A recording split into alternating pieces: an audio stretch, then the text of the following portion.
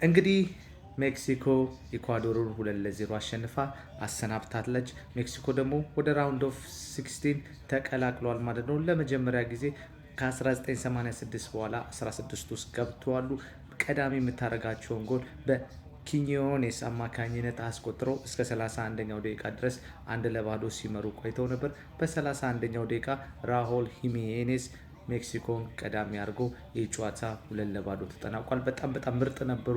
ምርጥ የመከላከል ብቃት ነበራቸው። ምርጥ ያጨዋት ስታይል ይዘው ነው የመጡት። በዚህኛው ዓለም ዋንጫ ከመጀመሪያው እስካሁኑ ጨዋታ ድረስ ምንም ቦሪንግ የሆነ ጨዋታ አላሳዩም። በጣም ያጠቃሉ፣ ዲፌንስ ያደርጉ አንድ ላይ ነው። ሚድፊልደራቸው ሞር ኦርጋናይዝ ነው። በጣም ደስ የሚሉ ነው። ኢኳዶርም ጥሩ ተንቀሳቅሷል። ነገር ግን ዛሬ የሜክሲኮን ፔስ መቋቋም አልቻሉም። 2-0 ተሸንፏል ማለት ነው። የሜክሲኮ ቀጣይ ተጋጣሚ የሚሆኑት ደግሞ ኢንግላንድ አሸናፊ ወይም ደግሞ የኮንጎ አሸናፊ ይሆናል ማለት ነው። በነገው የዓለም ዋንጫ ጨዋታ እስክንገናኝ መልካም ምሽት።